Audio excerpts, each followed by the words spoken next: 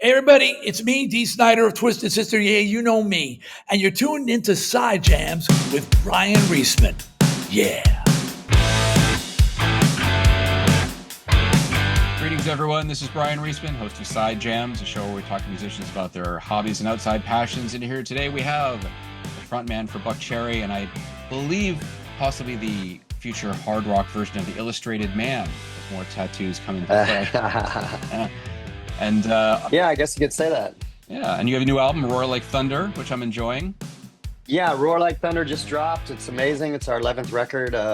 Such a great record, and we're having a lot of fun right now. See, the first thing I wanted to talk about, you've talked about this a bit before, but I started watching videos on it. You became a phlebotomist during the COVID pandemic. I know you said you did it to stay busy, but why that particular job or area of Yeah, interest? well, you know, when I get my blood taken annually for my physical and, my blood work for my health, I go to this place called Quest Diagnostics, and basically they're just taking blood all day long. So the best phlebotomists are there, and I go there because it's very little pain when you get your blood taken there. It's like these men and women are really amazing. And anyway, so I was getting my blood taken, and a guy came in the room, and he was like this big, tall, long-haired, tattooed dude, and he drew my blood, and I literally could not feel it, So, and I'm watching his whole process, and I just got interested in it. So I started talking to him about, his work and what he, about phlebotomy and how he learned, and the process, and he was really cool, and so I'm like, I'm gonna go to school. I'm gonna see if I can do this, And so I did. It was like a 2-week program, and you're literally sticking people after the second day, and you're getting stuck. Every time I went to class, I was getting stuck like 6 times a day. So I just I look like a heroin addict, and but it was amazing. And then you take a national exam, and then you go do your internship in a clinical setting for about a month, and then I worked at this place called COVID Clinic down in downtown LA for 4 months, drawing blood. For during that time, people that were getting their blood drawn to see if they had antibodies, for COVID, and it was a crazy time, and I learned a lot and got to work with a lot of cool people, and pass the time because I was going bananas. It's interesting. How did it make you reevaluate like healthcare, seeing it from that perspective? Just really made me grateful for the people behind the scenes that are, that when the shit hits the fan, and we get hit with something like a pandemic, they lock in, and they put on all their protective gear, and they show up and face it. I mean, at one point there was a 60% infection rate going on where we were working, and it was crazy, and so yeah, I worked with first responders and nurses, and it was pretty nuts. Yeah, I remember that whole time period. It's very surreal now looking back on it, you know? Yeah, it was, and it's crazy that we never had that prior to that. We were never in a pandemic in our lifetime, but I mean, they happen, and they're going to happen again, at some point, so it was a good learning experience. Looking back on it, we really had no idea how bad it was going to be. I mean, I knew it could be bad. I didn't realize that we're going to lock things down. Yeah, I mean, it's nothing compared to if something like Ebola got out in the United States. I mean, that would be a whole different ball game, you know what I mean? And it came very close to happening at one point. A couple people got it in Texas, from they carried it over from Africa, and we need to really monitor those situations because that would be a game changer right there. I mean, COVID's nothing compared to something like Ebola or anything like that. And when you're taking people's blood, like I know some people hate needles, and Yeah, some people get very, yeah. how did you learn psychologically to deal with certain patients who are very skittish or nervous? Is there any sort of tactic that you use to try to get them to relax?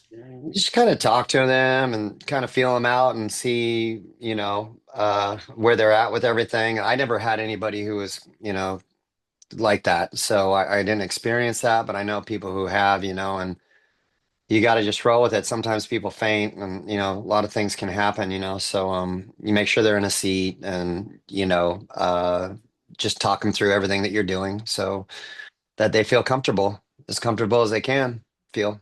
My physical will be like 3 or 4 vials. What's the largest number of vials you've actually had to take out of somebody? Uh yeah, I was only doing it for antibodies, so I was only taking one vial draws, but in my clinical month I did four was my highest. Now you did that during the pandemic. Have you done that since? Have you done anything, any been with phlebotomy since? No, no, no. I got back to rocking and that was it.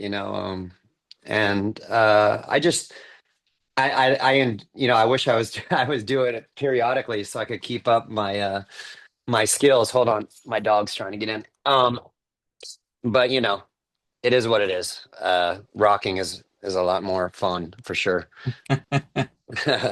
Well, also, the I think that I sort of say it half jokingly. It's interesting how a lot of the classic rockers develop another endeavor, business venture, whatever. Like I just went to this sort of refresh of Neil Giraldo's whiskey or his bourbon line, so he's got that thing Yeah, on top of touring with Pat Benatar and stuff like that, and everyone seems that's to have cool. this other thing. Um, Yeah. do you what other things do you like to do when you're not rocking, when you're not touring, or even when you are touring? I spent a lot of time with my dog Lion. I really love this guy. He brings a lot of love to me and to my family. He's the great equalizer in this family. He's so lovely. So I spent a lot of time with him. But my big hobby is playing tennis. I play a lot of tennis. And when do you start playing tennis? Uh, Going on like 5 years now. And yeah, I do USTA and UTR, which are two like they're two places where you can go. Like club players can play, real tournaments, and you're kind of you when you start playing like USTA and UTR, they fit you into categories as far as your talent level is, and right now I'm a 4-0 player. It took me a long time to get there.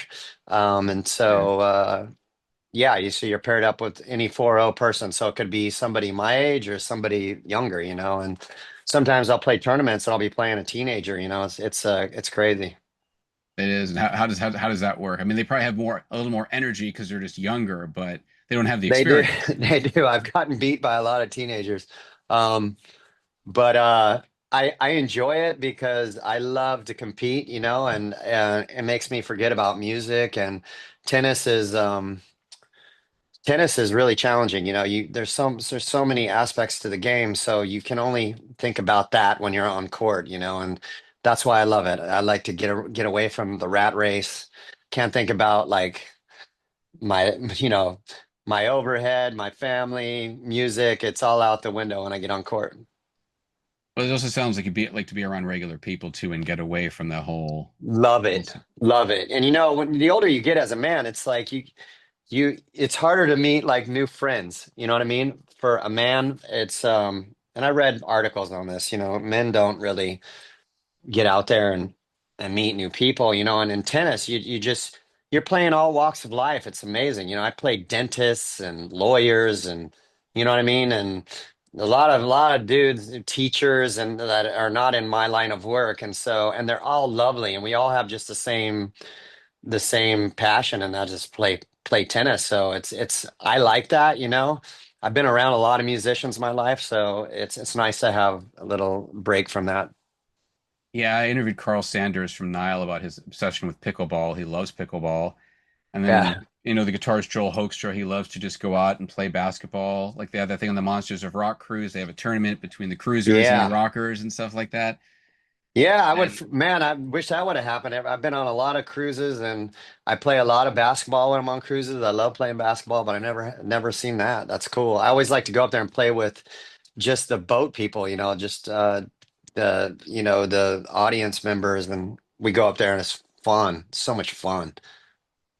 I think also you're, yeah, in a good way, that you're at that level where you're a people know who you are, but it's not like you're going to be like one of these Hollywood celebrity types where everyone's going to mob you. You can kind of, you come off as a regular dude, so you can kind of fit into all of that stuff. I assume it makes it a little easier. Yeah, Like and that's a great thing about the boats. You know, the rock fans, we're all locked in there for days. And so everybody's cool because they know, when they see you, they're very nice and they don't climb up your ass and it's nice. And then when they're on the basketball court, they're like fired up that they're playing with a dude from Buckcherry, but it's also very competitive and they forget about all that once we start playing, and it's fun. you mentioned the fact that some men have a harder time developing, new friendships as they Friends. get older. And Yeah. in my industry, I don't have a problem meeting friends, but then I've realized that a majority of the new friends I make are women.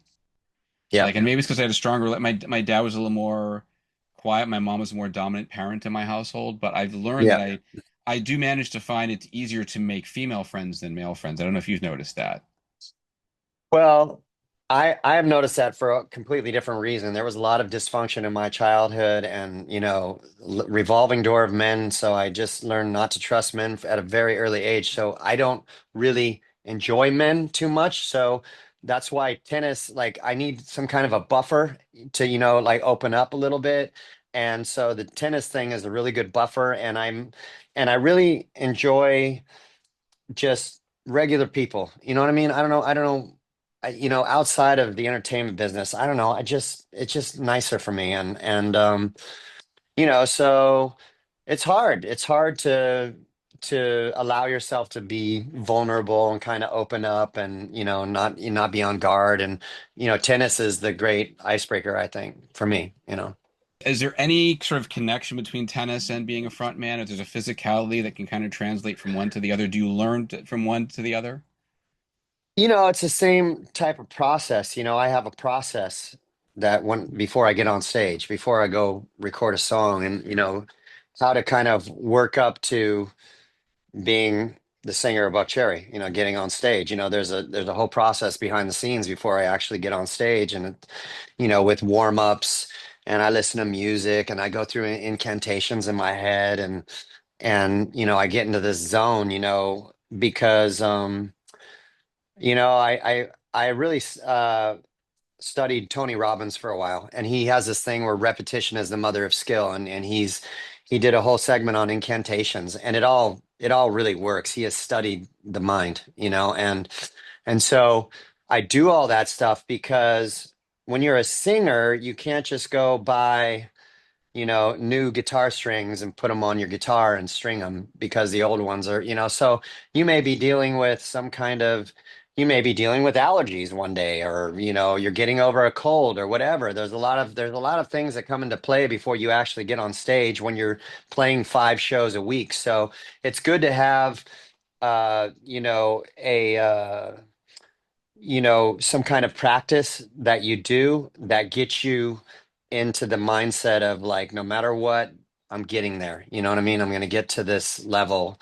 And that's what I do. I have a thing, a formula. And do you play tennis when you're on the road a lot? I bring my racket on the road. I play all kinds of random people on the road. I cold call tennis clubs on my days off. I go down. I play with pros. I play with club people.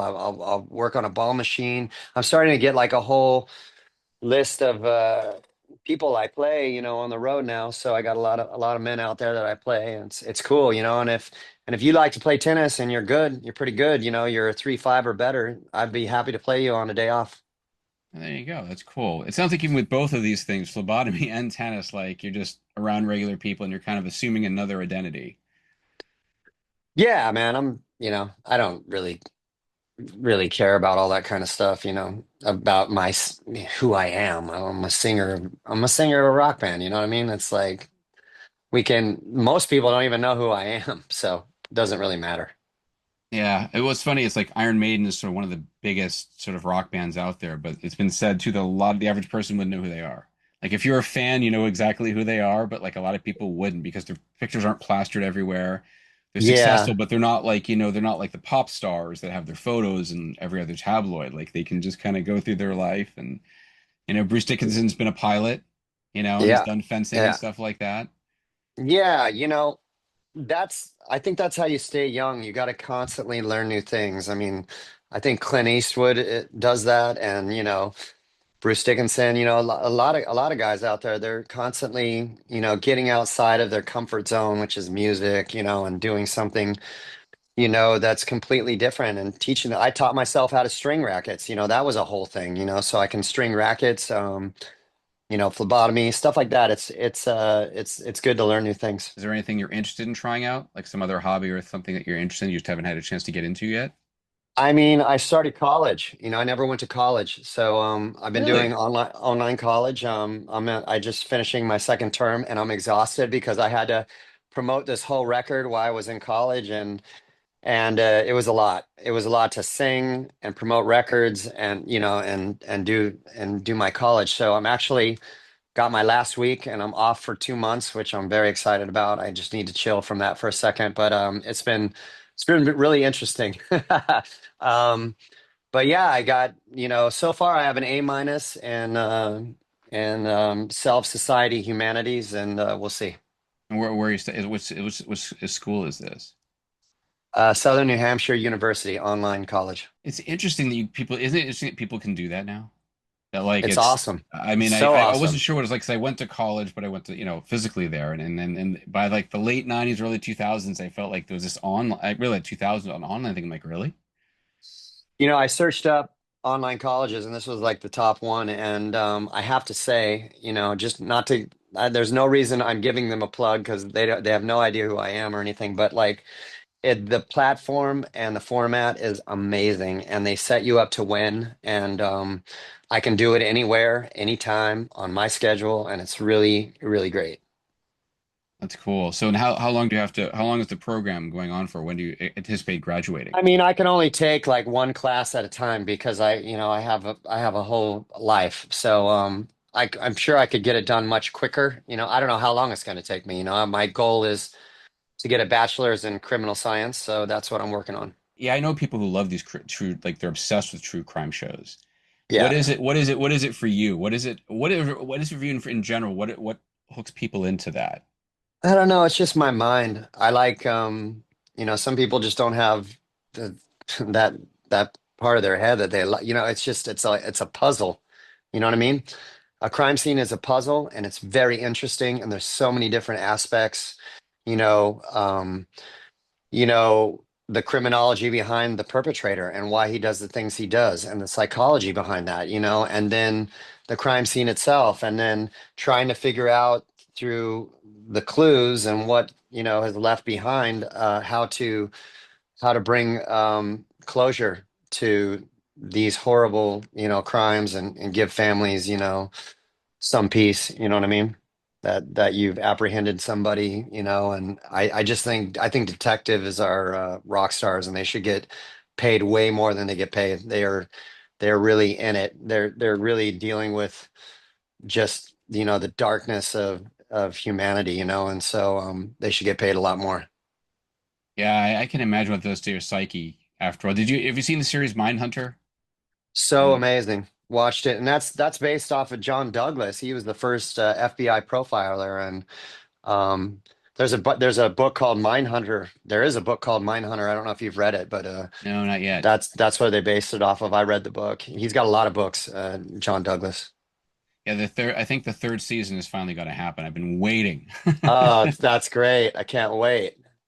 I Yeah. mean, because they're building up all this stuff and they have that side plot of this other killer that's getting ready to do his thing, and then it just stops. And you're like, no, you're like, God, the actors that represented the serial killers were amazing. They were amazing. The guy who did Charles Manson just brought it. He was great. I don't know who the guy is, but he was so good. what do you think is the darkest Buckcherry song? Considering you sort of have that kind of true crime or I mean, I've written songs about, like there's a song called I Go Boom on this record, Roar Like yeah. Thunder, and it's about I put myself, like, I wrote it in the third person. If I was a sociopath, and I was out there stalking, looking for victims, that's what the song's about, and I read a lot of books. I read a book called The Art of War, and I wrote a song called Broken Glass about the art of war, and there's another song back in our catalog that I wrote about a sociopath as well, but I can't remember off the top of my head right now because we have over 100 songs now out there. So, but yeah, there's definitely darker songs in the Buckcherry catalog for sure. And I see, is that Muhammad Ali on your wall in the background? Yeah, I'm a big boxing fan. Oh, you That's are. Muhammad Ali. Yep. Have you ever boxed Yeah. yourself? Yeah, I do that for my workout. I got really into it a long time ago. I learned all the fundamentals. I sparred. Focus pads, speed bag, jump rope, push-ups, pull-ups. I love boxing. I interviewed Michael Poulsen from Volbeat recently, and he said a Danish boxer helped him to get more sober. He was drinking too much and gaining weight, and so he put him through training. Mikkel Kessler put him through all this training, and he said it was great. It actually really got him. He lost like 50 pounds and Oh stuff yeah. like that.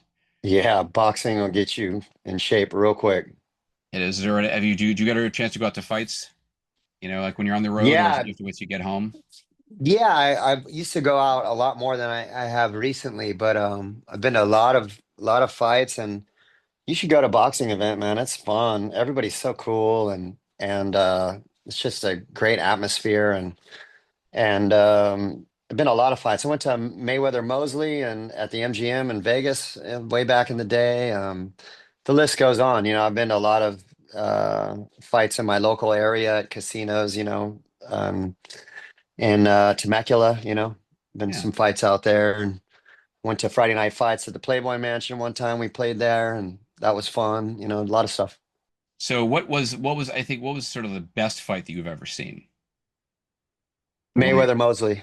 Mayweather Mosley. I'm a big Mayweather fan, and that was when Mayweather was kind of at his peak, and he always played the villain when he was, promoting fights, and he's just like, in my opinion, the greatest ever, as far as boxing skills and the sweet science. And anyways, he fought Mosley, and Mosley caught him with a shot in one of those rounds where it was a moment where the whole arena was like, oh, like maybe Mayweather's going to get knocked out. And Mayweather persevered through that round. I forget what round it was, and then he systematically just outpointed Mosley to the end and won the fight, and had a tremendous performance, as far as boxing is concerned. And then check this out. The reason why this story is so great. So I go there with my wife, and she's with her sister and mother, and they of course don't want to go to a boxing event. I went with my friend, and so they went and did like, I forget what event they went to, some other Vegas show that night. And anyways, we had an early flight, out of there, right? So it's like 6 a.m. and I'm like, I'll go downstairs and check us out. You guys, get your stuff together, and I'll go check us out right now so we can get on, get out of here. I go down, and when you're 6 a.m. in a Vegas casino, it's like a ghost town. You know what I mean? That's when yeah. yeah. So I'm down in this casino. It's like a ghost town. I'm walking to the lobby, and I see these two dudes coming at me, and they're two guys coming at me, and I'm like, man, I'm talking to myself. I'm like, that looks like fucking Floyd Mayweather. And I'm like, and all of a sudden he starts getting closer, and it's fucking Floyd Mayweather and just some friend of his. And they're rolling up, they're just walking towards me. And this is after his big night, and I've read stories that he's the night owl. He stays up all through really crazy, weird hours. And I'm sure he was just up all night from the adrenaline and, everything. And I go, unbelievable, man. I go, fucking, I love you, man. That performance last night was unreal. I cannot believe you're standing right here. And he goes, thanks, man. And he walked up to me and gave me a hug, and then walked off. That was it. I was just like, fuck. I was so like frozen that it was Floyd Mayweather. I didn't even think about like getting a picture or anything, but I met Floyd Mayweather that day, and I don't know where he was going with this. I think he was going to somebody's room somewhere in that hotel, because he lives there. I don't know what he was doing in this hotel, because it wasn't the MGM. We were at some other hotel, I forget. Yeah. And I checked us out, and I go up to the room where all the girls were, and I was like, you're not going to fucking believe what just happened to me. I just met Floyd Mayweather. He was in the fight. He's like, they're like, what? It was cool. It was funny. I was just talking to the Finger 11 guys. We talked about the fact that sometimes you have those moments. It's not captured. Like we didn't grow up with these, right? So Yeah. we don't think about. I mean, I take plenty of photos all the time if I'm going to certain events, but sometimes you just have a moment, and like Yeah. you're going to talk to somebody, and there's just no chance, or it's better to not draw attention to it I and was just so do it. happy I didn't take a picture, because it was like this really genuine, vibe. He really felt like the love I had for him. I was like, dude, you're a legend. I was like, you're a legend. You've inspired me so much, and I just had such a great time. And he gave me a hug. It was like crazy. It was amazing. Yeah, so finally, the thing that you were mentioning boxing, going to a boxing event, what is it for you that's different about a boxing crowd than, say, another sporting event? What for you is different about the energy, about the people? It's just, there's a lot of working class people at boxing events, and they go there because they're passionate about the sport, and everybody's nice. Everybody's like super cool. Like you can just talk to everybody, and even the celebrities that show up to boxing events. If you're in the first like 5 rows around the ring, everybody's just cool. Everybody, there's no there's no egos. It's like it's all love. That's why I really like it. Yeah, if that totally fits your personality too. It's like the Yeah, vibe that you like. yeah, for sure. Yep. Cool. Well, thank you, man. Yeah. Cool Appreciate it. interview. And it's cool not to talk about just music the whole time.